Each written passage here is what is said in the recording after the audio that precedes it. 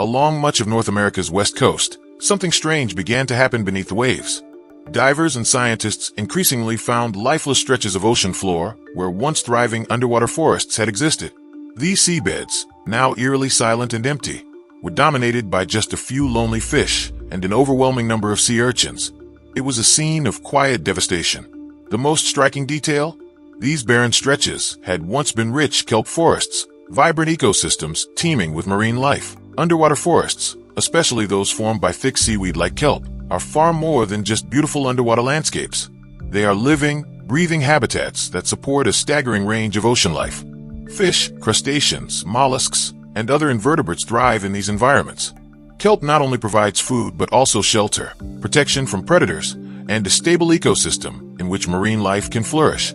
Without kelp, everything else collapses. So, what caused these thriving underwater jungles to vanish? And more importantly, how do we bring them back? The answer, surprisingly, lies in one of the most adorable animals on Earth, the sea otter. Sea otters have a long and fascinating history on our planet. They are members of the weasel family, and scientists believe they evolved from freshwater-dwelling relatives that roamed the Earth around 5 million years ago. While many members of the weasel family stayed near rivers and lakes, some ventured into the ocean and adapted to saltwater life. Over time, these pioneers evolved into the sea otter, a species now found along the coasts from northern Japan to southern California. But long before modern threats like pollution and habitat loss, sea otters were already facing serious challenges. Natural population fluctuations, disease, and other environmental pressures kept their numbers in check. By the time Europeans made significant contact with the Pacific coasts in the 18th century, the sea otter population had already been reduced, some estimates say, to around 150,000 to 300,000 individuals.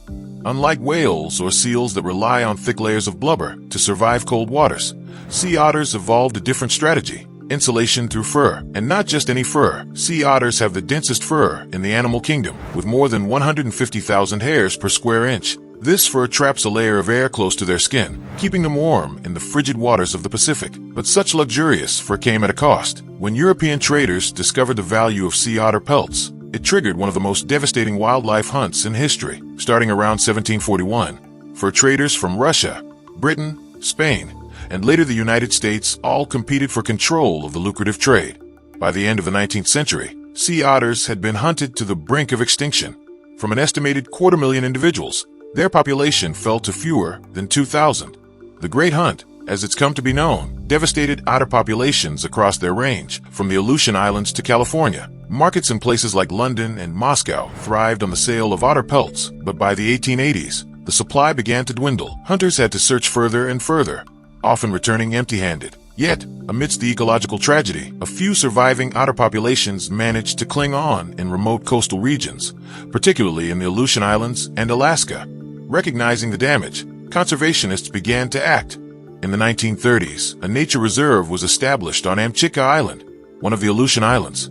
Protected from hunting, the sea otter population there slowly began to recover, but their comeback faced a new and unexpected threat: nuclear testing. During the Cold War, the U.S. government used Amchitka for underground nuclear weapons tests. Unsurprisingly, this disrupted the local environment and impacted sea otter numbers once again. Still, by the 1980s, there were promising signs. Estimates suggested that between 55,000 and 100,000 otters had returned to the Aleutian Islands. Legal protections, including the 1911 International Fur Seal Treaty and the U.S. Endangered Species Act, gave the species breathing room. Populations began stabilizing, especially in remote Alaskan waters. But that wasn't the case everywhere. In some regions, sea otters had been completely wiped out. By 1929, they had vanished entirely from the coast of British Columbia. And where otters disappeared, underwater life changed dramatically. Without sea otters, sea urchins multiplied without restraint. These spiny creatures are voracious herbivores that feast on algae and kelp. Left unchecked, they can strip the seafloor of plant life entirely. The result? Marine deserts. Bare rocks, no fish, no shelter, just endless fields of urchins. These barren areas were a direct consequence of removing a single key species from the ecosystem. Recognizing this, Canadian scientists launched a bold reintroduction program. In 1969, they transported 29 sea otters from Amchitka Island to Checkleset Bay on Vancouver Island. Unfortunately, many of the animals didn't survive the stressful journey. A second attempt in 1970 saw only 19 survivors from 45 relocated otters.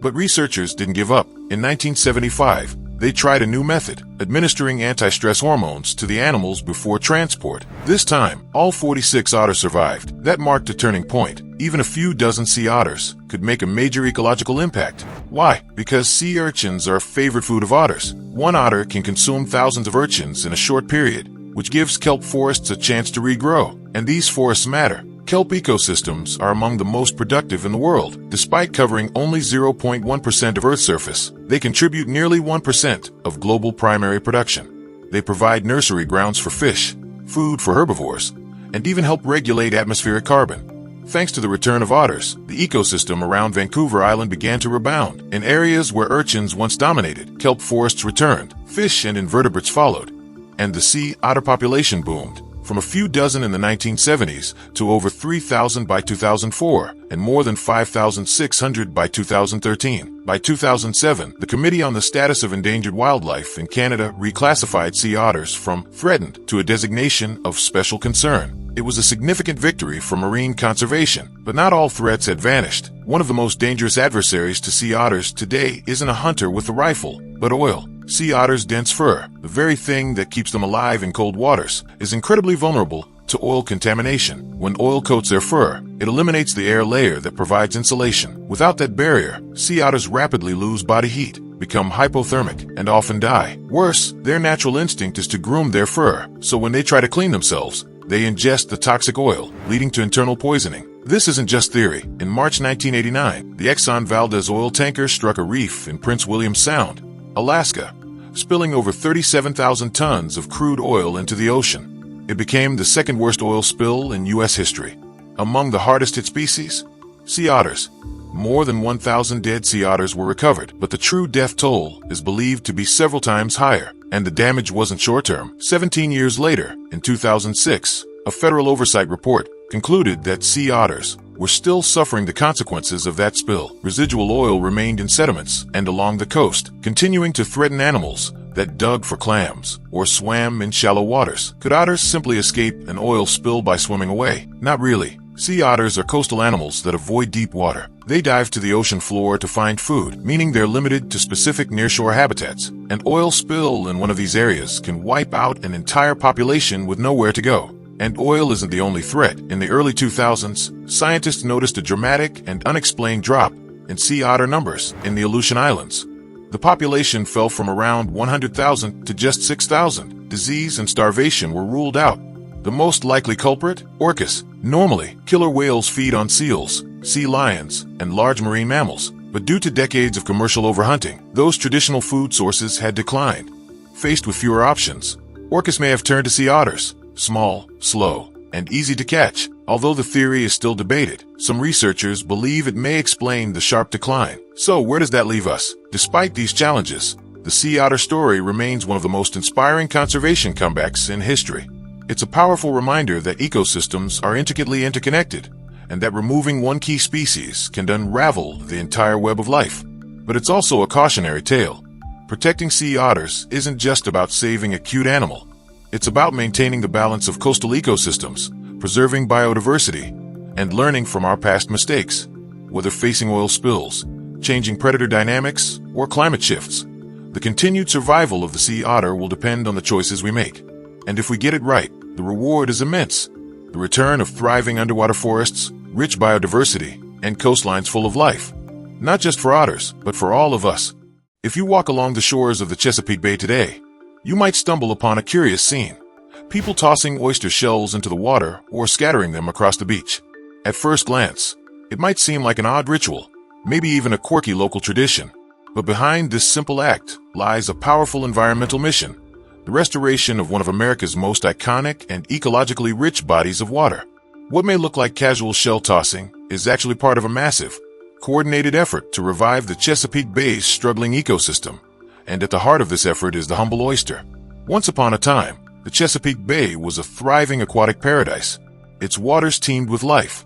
Quirky blue crabs scuttled along the bottom. Schools of fish, including Atlantic sturgeon and even small sharks, glided through the currents, and dolphins occasionally breached the surface. Underwater meadows of seagrass stretched for miles, supporting this vast network of creatures. Oysters were especially abundant. These bivalves didn't just sit idle on the seafloor. They played a crucial role as natural water filters, cleaning and cycling nutrients throughout the bay. But as human settlement intensified around the bay, this vibrant ecosystem began to collapse under the pressure. Look at a map of U.S. population density, and you'll quickly spot the issue. The Chesapeake Bay watershed is surrounded by some of the most heavily populated areas on the East Coast. Cities like Washington, D.C., Baltimore, Richmond, and Arlington fall within its drainage basin, contributing to the stress on the bay. This dense human footprint has brought with it serious consequences.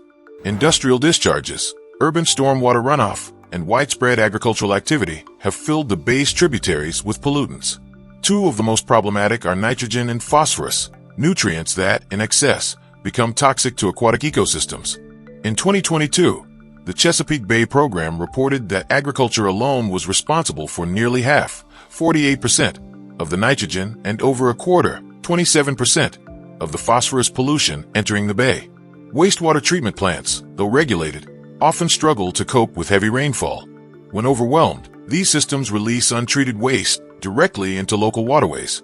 In 2021, two facilities alone, Back River and Patapsco, were responsible for a significant portion of nutrient pollution, 11% of nitrogen and 15% of phosphorus. The excessive nutrients spark explosive algae growth, creating dense blooms that choke the bay's waters. These algae block sunlight from reaching underwater vegetation, and, as they die off, they sink and decompose, sucking oxygen from the water. This process leads to the formation of hypoxic zones, commonly known as dead zones, areas so oxygen depleted that most marine life can't survive. The Chesapeake Bay was one of the first places in the world where a dead zone was formally documented, back in the 1970s. By 2010, these areas were killing off an estimated 75,000 tons of bottom-dwelling organisms annually. Creatures like worms and mollusks that serve as essential food sources for larger species, including the iconic blue crab. What was once a rich underwater landscape has been reduced to lifeless, muddy stretches of seabed. But nature, if given the right help, has a remarkable ability to bounce back. And that's where oysters return to the story, not just as victims of ecological collapse, but as potential heroes of recovery. Oysters are more than just a seafood delicacy. A single adult oyster can filter up to 50 gallons of water a day, removing algae, sediments, and excess nutrients from the water. They form reefs that create vital habitats for fish, crabs, and other marine species. Historically, the bay's oysters were so plentiful they could filter the entire bay's volume in just 3 days. But centuries of overharvesting and disease have decimated their numbers. By 1988, what once took 3 days now took 325. Maryland's oyster reefs, which once spanned 313 square miles, had dwindled to just 58 by 2008. Their decline left a gaping hole in the bay's ecosystem and accelerated the growth of dead zones. Recognizing the oyster's ecological value, restoration efforts have accelerated in recent years. But simply tossing shells into the water doesn't magically bring back the reefs.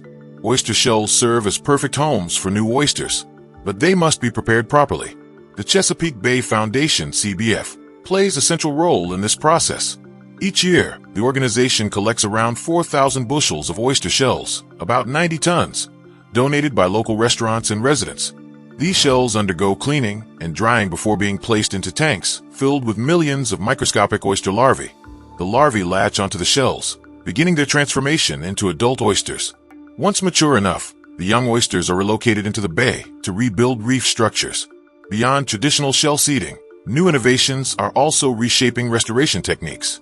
One such tool is the reef ball, a concrete dome with holes and a textured surface that mimics natural oyster reefs. Reef balls can either be deployed bare or pre-seeded with larvae. Even when left unseeded, they provide valuable refuge for marine life. These efforts are already producing measurable improvements. In 2010, the Chesapeake Bay's ecosystem health score inched up to 31 out of 100 from 28 just 2 years prior. The trend has continued. By 2023, the bay received a C+ rating, the highest in more than 2 decades. One landmark initiative in this recovery is the Chesapeake Bay Program, launched in the 1980s. Its comprehensive plan includes more than 100 specific goals to reduce pollution, protect habitats, and support native species, with oyster reef restoration as a centerpiece. A shining example of this work is Harris Creek in Maryland. There, more than 348 acres of reefs have been successfully restored, with 98% of those meeting the threshold for healthy oyster populations. Across the bay, as of 2023, over 570 acres of oyster reefs have been brought back to life. Restoring oyster reefs isn't just about throwing shells into the water. It's a carefully choreographed operation involving extensive planning, logistics, and scientific monitoring. Each project begins with a detailed blueprint, outlining where reefs will be built, the materials required, the timeline, and how success will be tracked. Shells must be collected, processed, and inoculated with larvae before deployment. Often, this involves transporting tons of material over long distances, a process that demands time and coordination. In some cases, the U.S. Army Corps of Engineers assists with reef construction, lending its heavy equipment and manpower. To streamline operations, the Chesapeake Bay Foundation introduced a novel solution, a mobile oyster restoration center. This floating facility, built on 2 interconnected barges, includes 6 tanks that each hold over 845 gallons of water. Here, larvae are introduced to shells or reef balls directly on the river, where they'll eventually be planted. This approach eliminates long-distance transport and doubles the oyster production capacity in Virginia to 15 million per year. The Chesapeake Bay Foundation isn't the only organization involved in this monumental task. The nonprofit Oyster Recovery Partnership, ORP, has emerged as a major player, often working independently, but also collaborating with state and federal programs. Since its founding in 1994, ORP has planted over 10 billion oysters across nearly 3,000 acres of bay waters. Its shell recycling program is the largest in the country, collecting from 200 restaurants and over 70 public drop-off sites across the Mid-Atlantic. To date, they've gathered more than 300,000 bushels, enough to seed around 1.3 billion oysters. What makes these efforts even more impressive is the widespread public involvement. Over 2,000 volunteers have joined ORP's restoration projects, scrubbing shells, building reef balls, and helping to seed oyster larvae. Many volunteers even become citizen scientists, monitoring the health of reefs and gathering data to support long-term conservation. These collective actions, from local seafood restaurants donating used shells to volunteers spending weekends nurturing oyster spat, are building momentum for one of the largest environmental restoration projects in U.S. history. The work is far from over. Climate change, ongoing pollution, and habitat destruction continue to threaten the bay's recovery. But the steady comeback of the oyster population is a beacon of hope. With continued support, innovation, and collaboration, the vision of a clean, vibrant Chesapeake Bay isn't just a dream. It's a goal within reach. So, the next time you see someone tossing an oyster shell into the water, you'll know. It's not just a nostalgic act or a quirky tradition. It's a small but powerful gesture in the fight to bring a damaged ecosystem back to life, one shell at a time.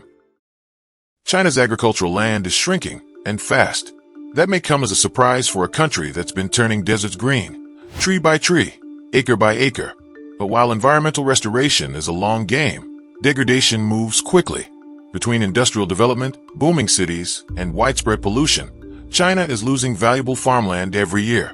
By the end of 2019, China's total arable land measured just under 494,000 square miles. That's a big number on paper, but it's a 6% drop from just a decade earlier, in 2009. The causes are clear: relentless urban expansion, growing industrial demands, inefficient farming practices, and serious environmental degradation. But China's response to this agricultural crisis includes a rather unexpected ally: the crayfish. Yes, crayfish, those small freshwater crustaceans with snapping claws. It sounds strange, even absurd, but these little creatures are playing an outsized role in not just revitalizing farmland, but also in fighting poverty and transforming rural economies. Their journey from exotic novelty to agricultural powerhouse is one of the most fascinating stories in modern farming. The species making waves in China is Procambarus clarkii, commonly known as the red swamp crayfish. It's native to the southern United States, not East Asia. In fact, for most of China's history, crayfish weren't even part of the local ecosystem or cuisine. So how did they get there? The introduction of crayfish dates back to the Second Sino-Japanese War between 1937 and 1945. At the time, crayfish were kept as pets by some Japanese, and many were brought along during the occupation of parts of China. From there, they slowly made their way into China's rivers, lakes, and rice paddies, spreading quietly, unnoticed by most. For decades, they remained relatively obscure, but by the early 1990s, the story started to change. A culinary trend began to take hold. Crayfish dishes, often spicy, stewed, or soaked in wine, gained popularity in restaurants and street stalls across China. The public couldn't get enough. It was a culinary explosion that no one saw coming. Today, China consumes over 90% of the world's crayfish supply. That's more than 1 million tons of crayfish devoured each year. With such massive demand, it was only a matter of time before farming operations ramped up. From small family-run ponds to massive industrial-scale farms, crayfish cultivation has become a national phenomenon. According to China's Ministry of Agriculture and Rural Affairs, crayfish farming was already significant back in 2007, with an annual output of 265,000 tons. Less than a decade later, in 2016, that number had more than tripled to 850,000 tons. Wild-caught crayfish added another 49,000 tons to the total. But the real boom was yet to come. By 2022, China's crayfish production reached a staggering 2.5 million tons. The entire industry was valued at over 369 billion yuan, or about 53 billion US dollars. That's more than the GDP of some small countries. Crayfish were no longer just a culinary trend. They had become a cornerstone of the rural economy. One standout example is Shui County, located in eastern China's Jiangsu province. Known as the crayfish capital of China, Shui has transformed its economy around these crustaceans. By 2025, the county had established 165,000 acres of eco-friendly crayfish farming zones. Over 210,000 residents, more than the population of Salt Lake City, work in crayfish-related industries. Even the crayfish themselves have evolved. Through selective breeding, local farmers developed a line of crayfish that grow larger and reach maturity faster than the original imports. This faster-growing strain can earn farmers an additional 500 yuan per mu, a Chinese land measurement equal to about 1/6 of an acre. It's a significant economic boost in rural areas, where incomes are often limited.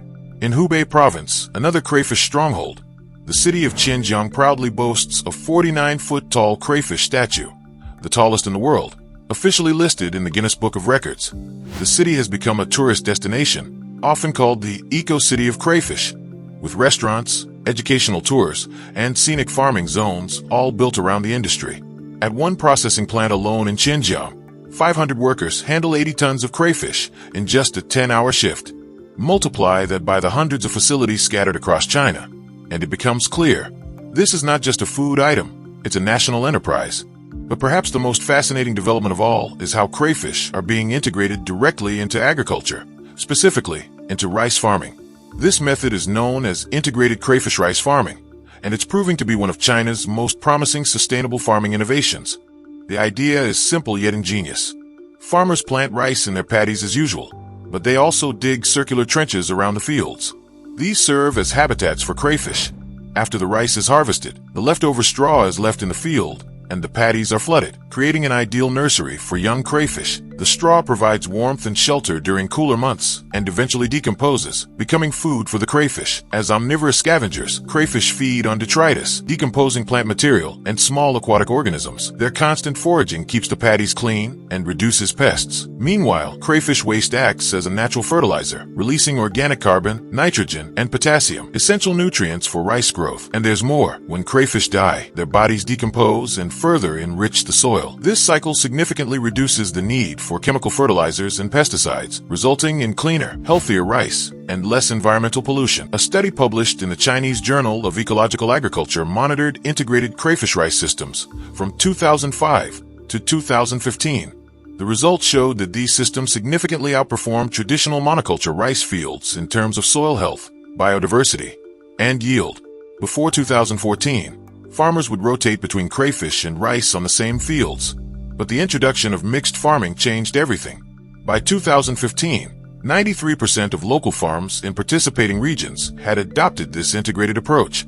According to a 2018 report by the Ministry of Agriculture, crayfish production in one city doubled in a single year, reaching 70,000 tons in 2017. This method is now widely seen as a way to maximize yields, increase rural incomes, and make use of less fertile soil, all without compromising environmental sustainability. As revolutionary as this farming method is, it's not without its downsides. First, growing rice and crayfish together isn't as easy as it might seem. It requires technical knowledge, careful planning, and precise water management. Crayfish are resilient, but they're also opportunistic feeders. If managed poorly, they can start damaging the rice crop they're meant to support. Then there's the issue of land use. To create permanent crayfish habitats, many farmers dig deep trenches and flood fields year-round. This shift from seasonal to permanent flooding reduces the availability of dry land, especially for winter crops like wheat, barley, and rye. That's a serious concern. While rice remains China's primary grain, with 207.5 million tons produced in 2024, wheat is close behind at 140.1 million tons. Wheat is essential for bread, noodles, dumplings, and other staples. Reducing wheat output could strain China's food security, especially as demand continues to rise. One striking example comes from the Yangtze River Basin, where over 1.6 million acres of rice and crayfish fields used to support winter wheat cultivation. Now, much of that land stays underwater year-round, making it unsuitable for wheat farming. And that's just one region. This growing tension between aquaculture and dry farming raises important questions. Can China strike a balance between maximizing income from crayfish and protecting long-term grain supplies? Can integrated systems evolve to support both summer and winter crops? Despite the challenges, China's crayfish experiment has captured the attention of the world. It's a rare example of an invasive species being transformed into a tool for sustainable farming, poverty alleviation, and even national pride. From obscure foreign invader to economic driver, crayfish have changed the face of rural China. They've turned remote counties into thriving communities, reduced reliance on chemical fertilizers, and offered a viable path for regenerating degraded land. Throughout history, deserts have both challenged and inspired human progress. Along ancient trade routes, such as the Silk Road, caravans braved shifting sands to exchange goods, ideas, and culture.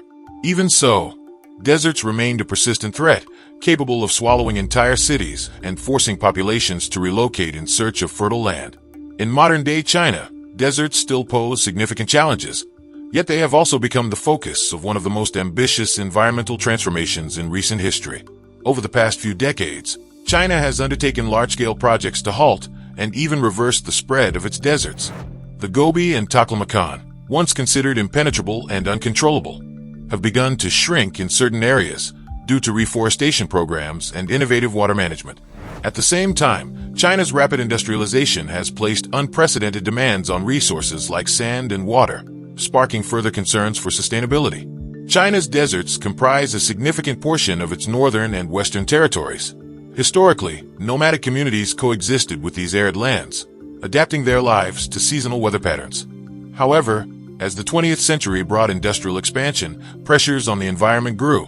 By the 1970s, the Gobi Desert alone was encroaching southward at an alarming pace, threatening settlements and farmland. The Taklamakan Desert, famously nicknamed the Sea of Death, also expanded its dunes into once fertile margins. The Chinese government recognized the urgency of the problem in the late 1970s. By 1978, leaders unveiled a reforestation initiative known as the 3 North Shelter Forest Program, also called the Gray-Green Wall. Influenced by smaller-scale afforestation projects worldwide, policymakers envisioned a vast belt of trees stretching across multiple provinces. The ultimate goal was straightforward: stabilize the shifting sands and protect towns and cities from devastating sandstorms. At the time, many experts questioned whether such a massive tree-planting venture could succeed in regions known for harsh climates and minimal rainfall. Yet the commitment was unwavering. Public and private entities joined forces, marshaling thousands of volunteers and professionals to begin planting tree saplings. Early phases faced difficulties due to low survival rates, harsh winters, and limited irrigation infrastructure. Nevertheless, each obstacle provided lessons, and by the 1990s, tree survival rates had begun to improve. From 1978 until the mid-2000s, the 3 North Shelter Forest Program expanded steadily. According to government reports, around 193,000 square miles of land had been afforested by 2009. The program set a long-term horizon, with a target completion date of 2050, indicating the nation's emphasis on persistence and sustained effort. Data released in 2022 suggests a remarkable milestone. The Gobi Desert, once growing by an estimated 3,800 square miles annually in the 1980s, has begun to contract. Researchers calculate it is now shrinking by about 770 square miles per year, a shift often attributed to tree planting, irrigation management, and better land use regulations. Concurrently, the frequency of sandstorms has shown a measurable decrease, offering relief to regions within China as well as neighboring countries like Mongolia, North Korea, and South Korea. Local communities played a crucial role in these successes. Countless individual citizens, motivated by the prospect of safeguarding their homes, took part in planting and maintaining saplings. In one well-publicized example, a couple in Inner Mongolia reportedly spent 4 decades planting 74,000 acres of trees. Their dedication symbolizes a grassroots approach where ordinary people contribute to a monumental national objective. While the Gobi captures much of the media attention, the Taklamakan Desert is equally significant, covering roughly 130,000 square miles. It is China's largest shifting sand desert. Desertification here was so extreme that farmers regularly witnessed dunes advancing onto cultivated plots and roads. In response, authorities launched the Green Belt Project, an extension of the Great Green Wall principle, designed to surround the Taklamakan with a vegetative buffer. This undertaking resulted in a 1,890-mile-long belt circling the desert. Planners introduced hardy plant species such as desert poplars, red willows, and drought-resistant shrubs capable of anchoring the soil. Implementation stretched across 4 decades, concluding major phases in 2022. By that point, approximately 1,715 miles of the belt had been established, with an additional 177 miles left to finish. Local economies benefited as some species planted in the green belt carried agricultural or medicinal value, creating new revenue streams. However, maintaining these desert forests remains challenging, with irrigation systems and continuous monitoring essential to ensuring survival rates. China's leadership also prioritized building infrastructure in previously unreachable desert regions. This serves multiple functions, supporting natural resource extraction, improving transport efficiency, and connecting isolated communities. In the Taklamakan, engineers have constructed 3 major highways across the shifting sands. The oldest, completed in 1995, was primarily intended for oil field development but quickly opened to the public. 2 additional highways followed in the ensuing years to meet growing travel and logistics needs. Each road presented formidable hurdles, especially regarding constant sand accumulation on the pavement. To combat encroaching dunes, China established a network of small irrigation stations at 2.5-mile intervals along the roads. These stations pump water to desert plants capable of stabilizing the sand. Additionally, workers use specialized nets and fences that slow shifting dunes. According to local highway authorities, annual maintenance can involve removing millions of tons of sand to keep lanes clear. Over time, these measures have dramatically improved road safety and usability. Similar challenges arose with the Lingtuan Railway, a 439-mile track running predominantly through remote desert land. High winds and sand buildup initially caused regular disruptions. To mitigate these issues, rail officials introduced sand barriers, planted vegetation around the tracks, and set up 9 sand control centers for continuous monitoring. Within a year, an estimated 10,000 workers were mobilized and $500,000 spent on track maintenance and vegetation projects. These proactive strategies highlight China's determination to sustain functional transport networks in harsh environments. Alongside reforestation and infrastructure, China has invested in large-scale renewable energy projects in its deserts. Perhaps the most visually striking example is the solar thermal power station near Dunhuang in the Gobi Desert. Its 12,000 mirrors track the sun and reflect concentrated light onto a central tower filled with molten salt. The salt's heat generates steam that drives turbines, producing up to 100,000 kilowatts per hour, enough, by certain estimates, to power 1,100,000-watt light bulbs simultaneously. Solar thermal stations offer an advantage over standard photovoltaic arrays. The molten salt retains heat for hours after sunset, creating a more stable and continuous power supply. Official data suggests this Dunhuang plant can deliver about 390 million kilowatt-hours of electricity annually, displacing fossil fuels and reducing carbon emissions. Looking ahead, the success or failure of these initiatives carries implications beyond China's borders. Nations in Africa and the Middle East, facing similar desertification, often look to China's mixed experiences for inspiration and cautionary tales. As desertification threatens roughly 13 million square miles worldwide, efforts to curb its advance could shape future dialogues on climate adaptation, food security, and biodiversity. China's response to desertification is still unfolding. The 3 North Shelter Forest Program, scheduled to run until 2050, shows that the country views its deserts as long-term, strategic concerns rather than short-term obstacles. Ongoing research into drought-resistant species, water-saving irrigation, and renewable energy may pave the way for new breakthroughs. A country once plagued by expanding deserts has proven that human determination can shape landscapes, often for the better. Yet these strides remain delicate, reliant on careful stewardship of resources and balanced economic strategies. Whether these efforts ultimately yield enduring ecological health or create further unintended consequences will hinge on the continuous refinement of technology, policy, and public engagement.